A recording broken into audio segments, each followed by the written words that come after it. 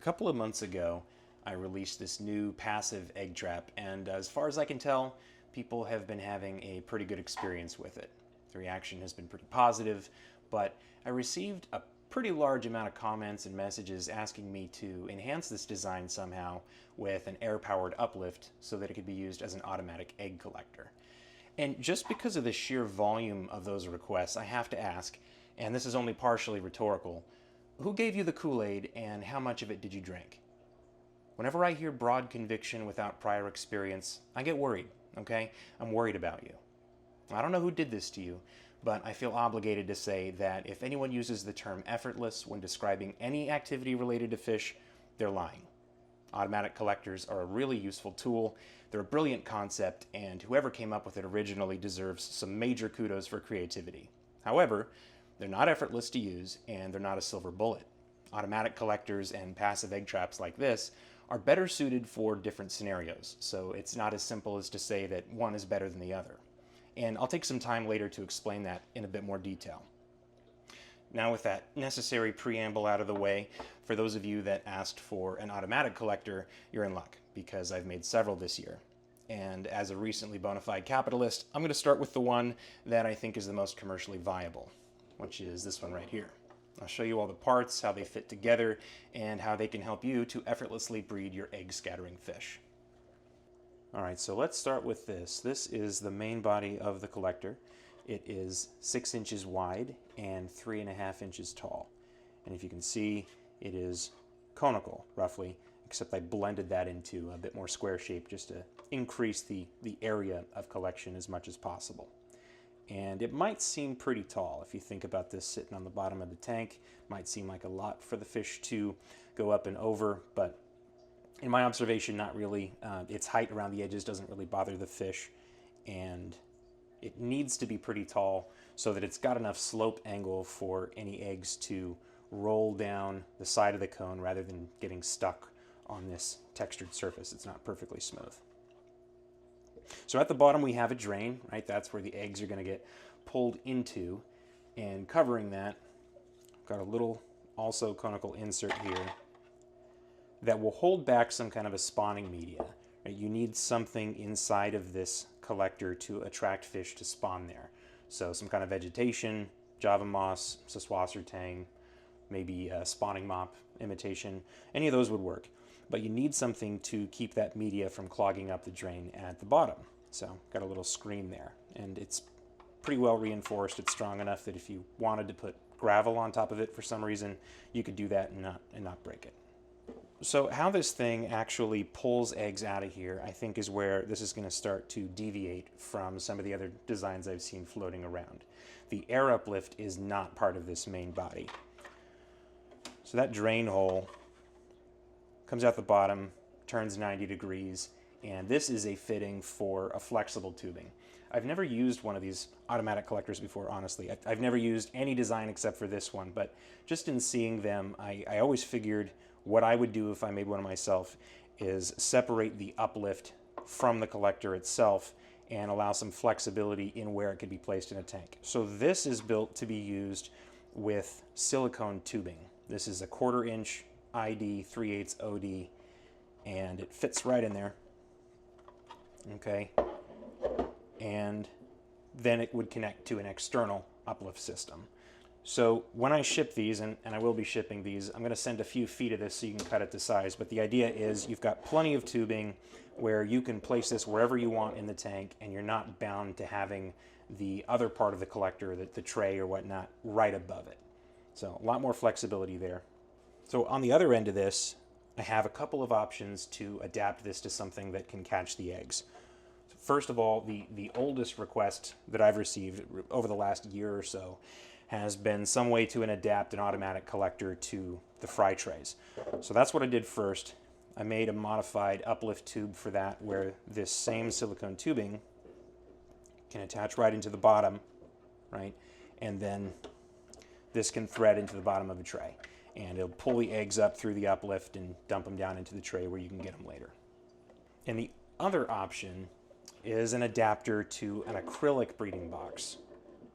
And this is designed to work specifically with flue vols hang-on tank breeding box. This is the medium size. I think the Uplift system is the same for the medium and large, but I don't know that. Okay, so this is very important.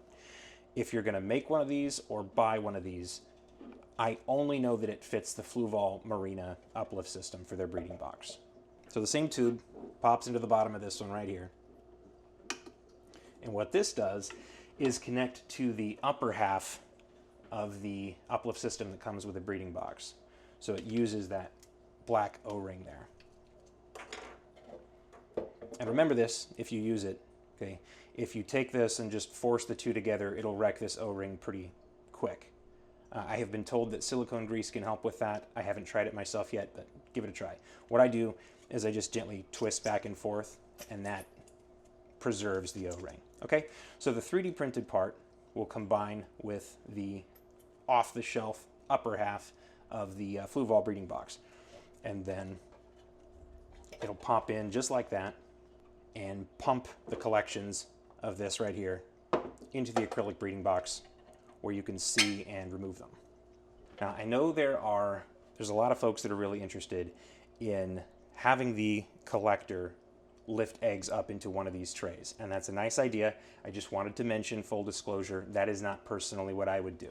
I would go for an acrylic breeding box, because these, you can just walk by the tank and shine a flashlight through it and really easily and quickly scan them for eggs, where these you're looking down from above. The contrast is not as good because it's white already, and I don't see that as being as practical. But for some of you who are really excited about that, you got that option.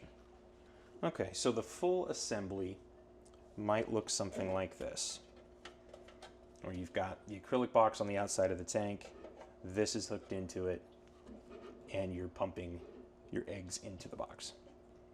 I'm going to grab a tank and show you how I would set this up. All right, here is a 10-gallon with our brave pioneers, the CPDs from one of the last couple of videos, and we'll use this as an example. I think the right order would be, let's get the tube in place first. Of course, I've already cut this. You're going to have to kind of think about that a little bit more, about where exactly to cut it. We'll get that in place, throw the screen on there. And then this Uplift tube, we'll start with the acrylic breeding box. This is meant to be adjustable, so there's a lot of room inside of the 3D printed portion of this where you can expand and contract this. So the longer this Uplift is top to bottom, the more powerful it's going to be, but it is able to squeeze down a bit more for shorter tanks. Okay, just be gentle, like I mentioned before. So we'll take the other end of the tube, just pop it in there. There's little teeth inside of this fitting that'll grab the tubing, so it feels like it takes some effort, but it'll kind of pop inside and then lock in place. All right, and then we also need an airline for the Uplift. I don't think I've really talked about this fitting very much on video, but this is a special kind of female style fitting that I worked up to avoid using third-party stems, airline fittings, or trying to 3D print a male end stem that would be very fragile. Okay, so this is meant to accept a variety of airline tube outer diameters, all but the very thickest I've worked with. It tapers down as it goes deeper, so at some point your tubing will grip it well, and it has the same teeth that grab onto the tube. So you just shove that in there, and it's got a pretty firm grip on it and a pretty tight seal. All right, now we need the acrylic box. Setup for the acrylic box. You are going to want this bottom fitting on it that helps it to mount flush against the tank glass. You won't really benefit from the plastic screen that comes with it, and I personally have not found a need to block this with foam either, because eggs tend to settle to the bottom rather than getting washed out. Okay, so position this just like we would for normal use. Take this off, by the way, from the Fluval kit. This changes the direction of the water at 90 degrees. It slows it down. It kills the flow. You don't need this, so just leave this open. Pop that in place, and let's give it some air. Now, in case this is not totally apparent, you have to have an air valve for this. For any of these uplift-based systems, whether it's this one or the fry trays, you really can't take most air pumps, plug it into the uplift, and get efficient flow. You need to be able to control the flow rate. So right now I'm using a manifold with multiple outlets, and I'm just adjusting the pressure. And you want to find the point where the flow is smooth and consistent, not gurgly, right? So this is not great. This flow can be a lot higher, but we don't want to go too high. We keep turning it up slowly. That's looking better. And if we keep increasing, we can see the gaps between the spurts of water get larger. It gets more inconsistent. This is too much pressure, so we want to back that off until it's as even and smooth as we can manage. And this is pretty good. This has a lot of uplift power. If any eggs go down into that cone, they are going to end up in here, provided they don't get trapped in your spawning media. So like I mentioned before, we're going to need some kind of a spawning media in here to attract the fish to spawn. And one of my personal favorites is Saswassertang.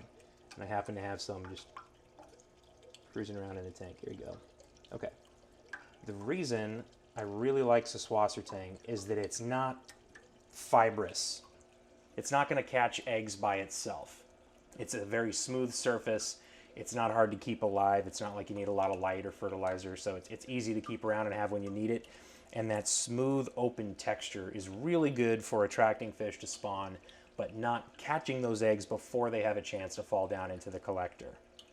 The only catch, the thing you want to look out for, is whatever vegetation you're using, you want to make sure it's pretty intact. You want to make sure that there's not little pieces of it that will break off and clog the collector. It's also really helpful to make sure with this collector or any kind of an egg trap that it is the most attractive place in the tank for the fish to spawn. So if you're putting some kind of a spawning media in there like moss or Saswassertang, you want that to be the only vegetation in the tank. As long as everything else is set up correctly, I would say the function of the collector really comes down to, are the eggs actually falling down into the bottom of the collector, or are they getting stuck in the spawning media? And the other major factor is the drain clear? Has the drain become clogged? If you have issues with either one of those two things, the eggs aren't going to make it to the collection bin. So this is part of why I would say that using these collectors is definitely not effortless, is that it actually does tend to accumulate some debris down there in the drain. I mean, no matter what, you're going to pick up debris and bits of plant and fish waste, whatever. I find it necessary to check that drain periodically and make sure that it hasn't become clogged. Okay, so no matter what, you're going to have to get your hands in the tank pretty regularly. Another thing that you're going to have to watch out for over time is that once you've been running the collector for a while, you're going to pick up lots of debris and it will accumulate on the bottom of whether it's the fry tray or an acrylic breeding box. You're going to have debris on the bottom. And you don't want these brand new fresh eggs sitting on top of that debris, right? That will threaten their health and could kill them. So you also need to keep this clean. So let's say we want to hook this up for use with the fry tray. Much the same, we just have to swap out the adapter.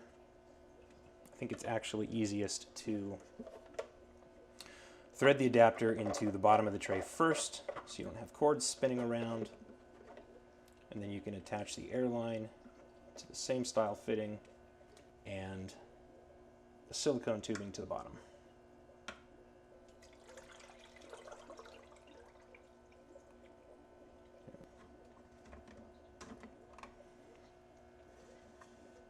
And the same thing, we start with the air off and slowly turn it on until we find a nice smooth flow. I really want to do a better job of communicating how this uplift is supposed to work. Again, you have to have a control valve. You can't just hook up the unrestricted flow from an air pump to this thing. It's not going to work very well. Start with the valve off, slowly turn it on, wait for the bubbles to start coming out. And even that's not bad, actually. You can turn it up as much as you feel like you need to. Right? More power is going to more effectively pull the eggs up from the collector, but this is good flow right here. Watch as I keep turning it up. This is still okay. This is too much. This is getting excessive. This is more air than water moving through the tube, and it's actually less efficient. A lot of the time when I see these fry trays in use in videos and other people's fish rooms, I can hear that the uplift isn't working very well. It should be very quiet. There shouldn't be popping and gurgling, and that really comes down to you need the tank water level to be reasonably high. It should be just a little bit below the top of the tray. That's an uplift thing, not a tray thing. That's just how uplifts work.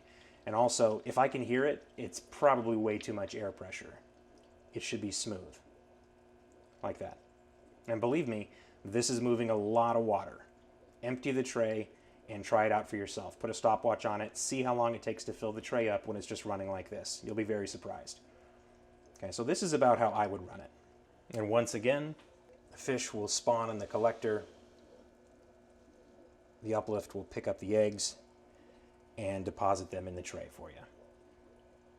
While the fish are very attracted to the Java moss to spawn in it, again, I don't think it's the optimal spawning media. I think Java moss is great for collecting eggs when you're going to be checking the spawning media for those eggs. In this context with a collector, it's just going to trap too many in the fibrousness of the vegetation, and they won't make it down into the drain. So again, I like Siswasertang or something smooth much better than this. Okay, that about covers the setup and my quick recommendations for how to make the most of this thing. So let's talk about the difference. I promised to give you some more information about why I don't think you can compare or interchange automatic collectors with passive egg traps. So this is going to be one of those times where I don't want to spoil any fun, I don't want to burst any bubbles, but I do want to have a fair and objective conversation about the difference between these two things.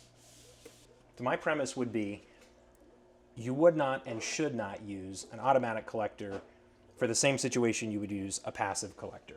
The game plan, as I hear it from people, the idea, the dream, is to set up the automatic collector and have eggs exported to a container where they can easily be retrieved and then hatched and raised, and for that to be a daily activity, right? Every day I go check my trap and there's a bunch of eggs in there, I pull them and I can go raise them. Well, first of all, to raise fish efficiently, you shouldn't be pulling eggs every day. That's a lot of work, that's inefficient, and you don't want to be raising fry of different sizes.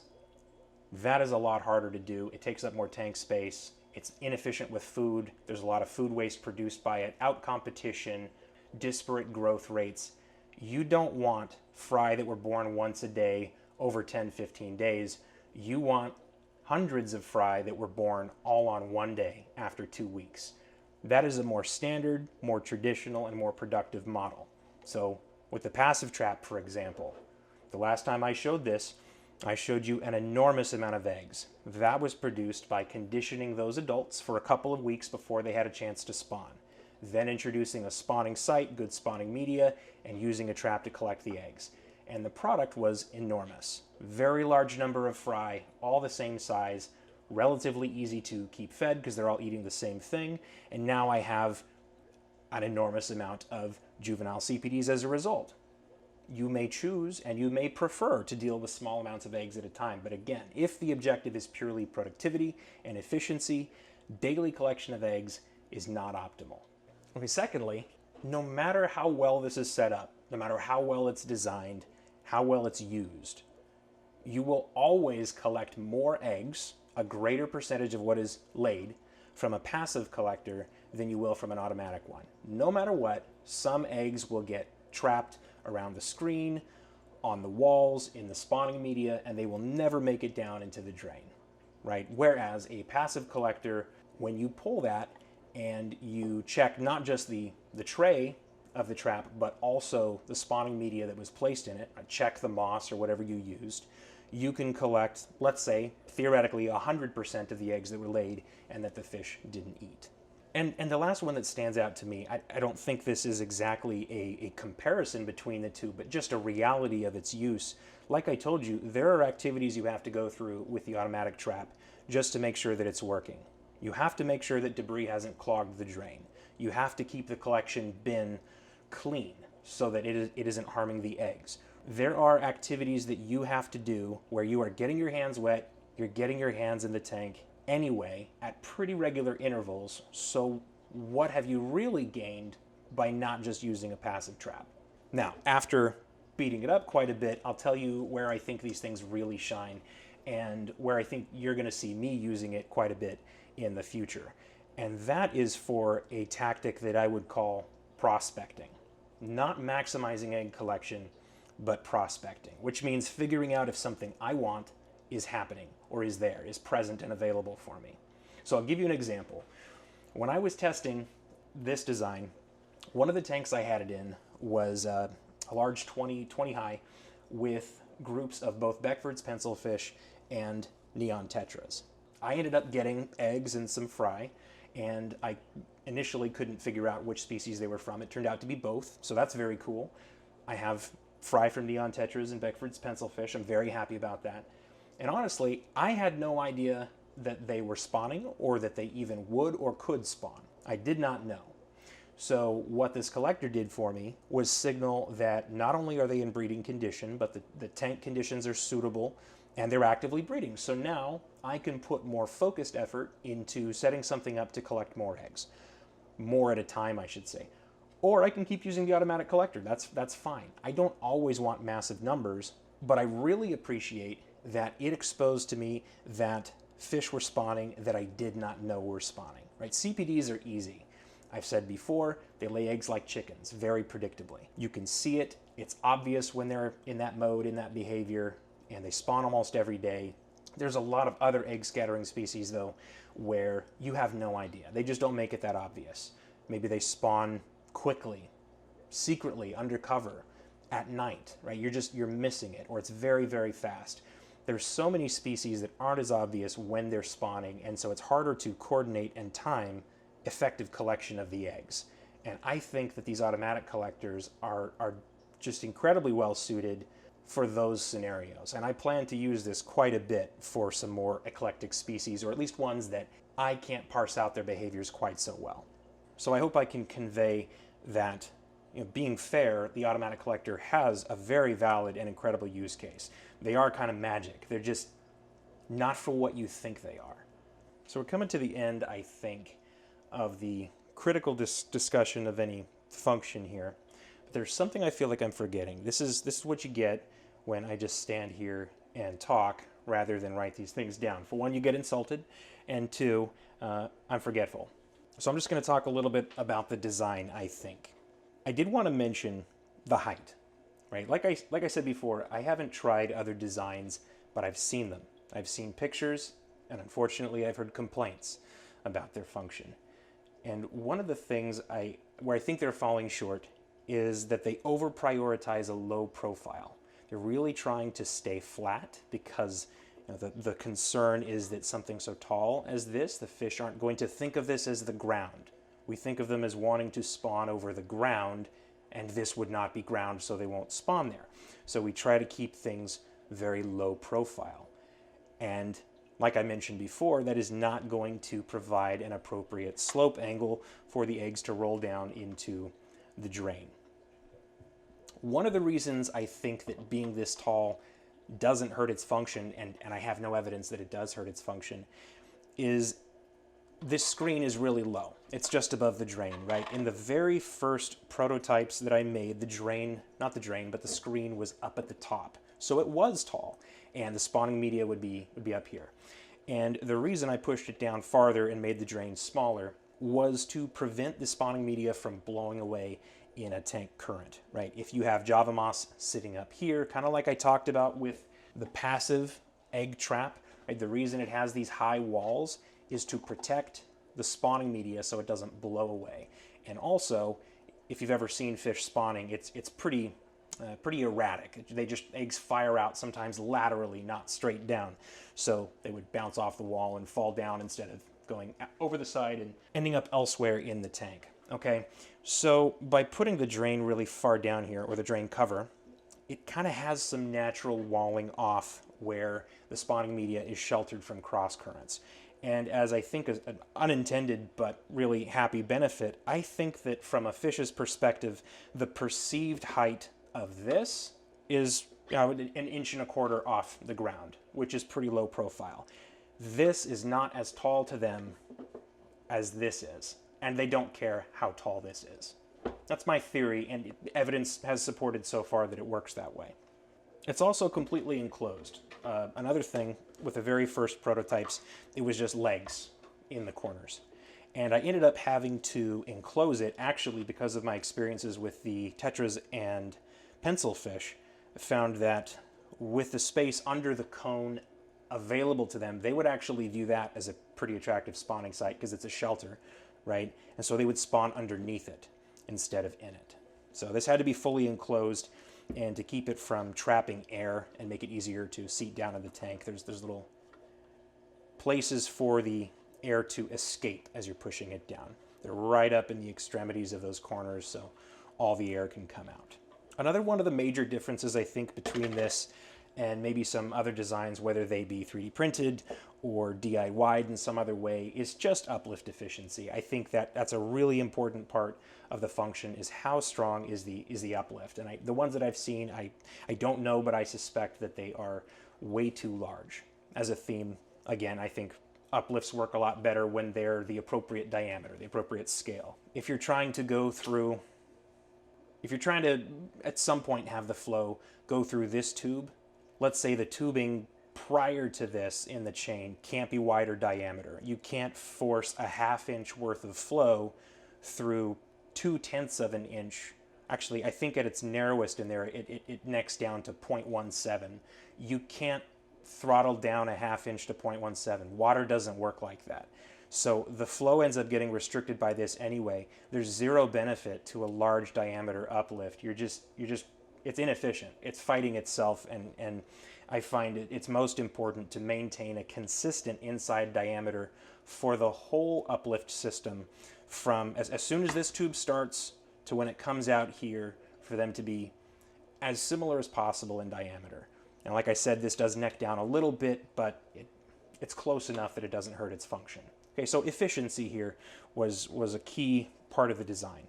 And speaking of design, let me show you why I made this in the first place, because 6 months ago I had almost no intention of doing so. In short, there's a bigger one. The original was quite a bit larger. Here you can see kind of a side-by-side. So this is 6 inches that I just showed you. This is, I think, 9.4, quite a bit bigger. And this is a bit of a botched print, but I kept it around just so I could show you what the original looked like. This was the first, much larger. So earlier this year in the summer, I was approached by a gentleman that many of you probably know as Mountaintop Puffer Keeper. He is a prolific breeder of freshwater pufferfish. And he asked me if I would be interested in designing an automatic collector, much like some of the ones that have been floating around on the internet for years now, but large enough to accommodate spotted Congo puffers. So just imagine that, right? I've been showing you CPDs, which are small fish, but spotted Congo puffers, I've never owned them, but I have to imagine, we're talking a couple of potato-sized fish doing their thing in here. And he wanted to collect their eggs. And I thought, that sounds like a really interesting problem to solve. The world probably doesn't need more automatic collectors, but they do need one for larger species. Very similar in design, not a lot of changes, just different dimensions, right? This pretty much maxes out the printable area of a Bamboo Lab printer, which, because of the exclusion area, is unfortunately only about 9.4 inches. It has to be printed upside down like this.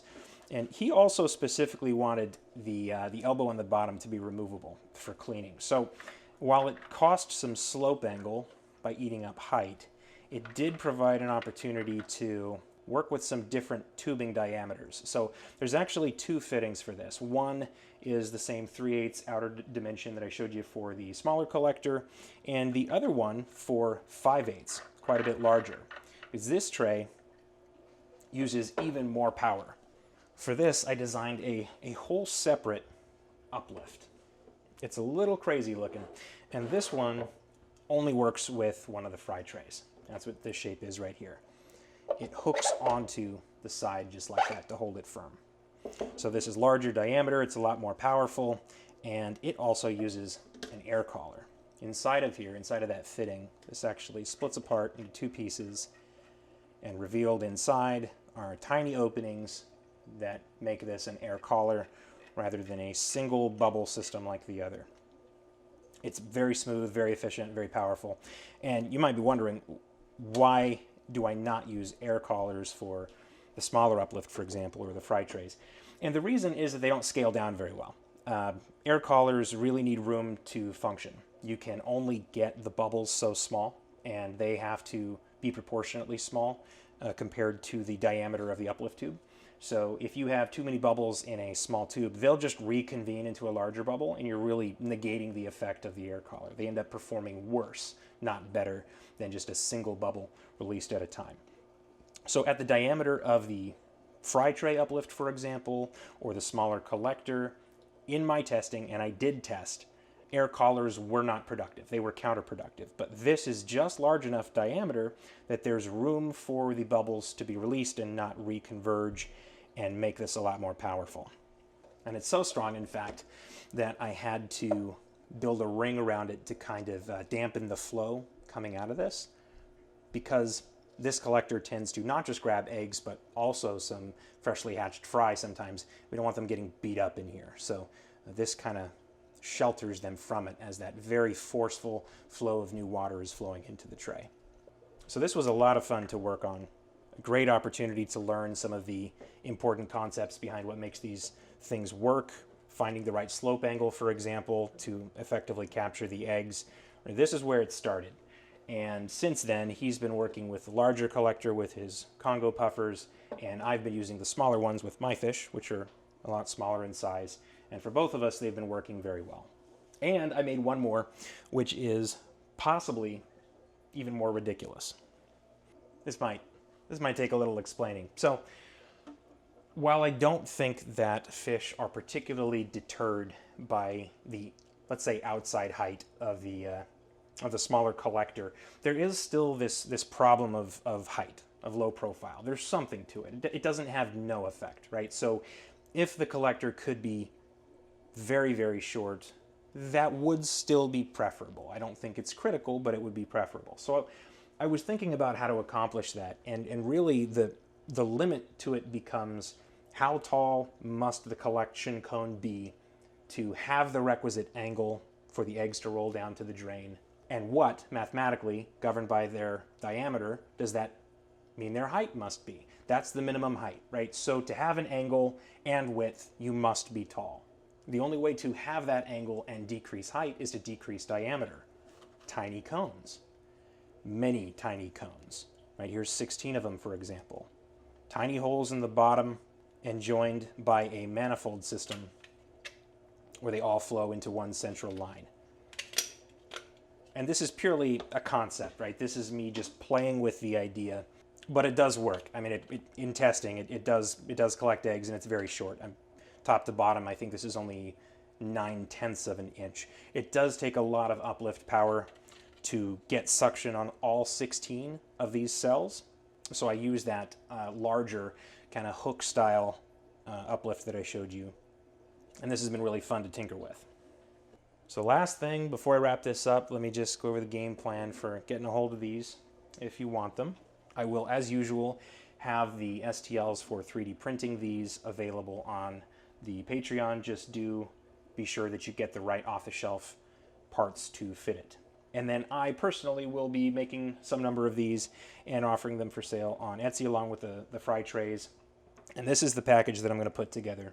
So one of each of the adapters, the collector obviously, several feet of silicone tubing, and then the screen cover. I've got a pile of these prepped and ready to go across the room from me. There's no possible way it's going to be enough, but if I sell out, bear with me, I will make more. So I hope you all enjoy these. I hope you're not too deterred by my cynicism, and if you have any questions, just let me know and I'll try to get them answered for you. See you next time.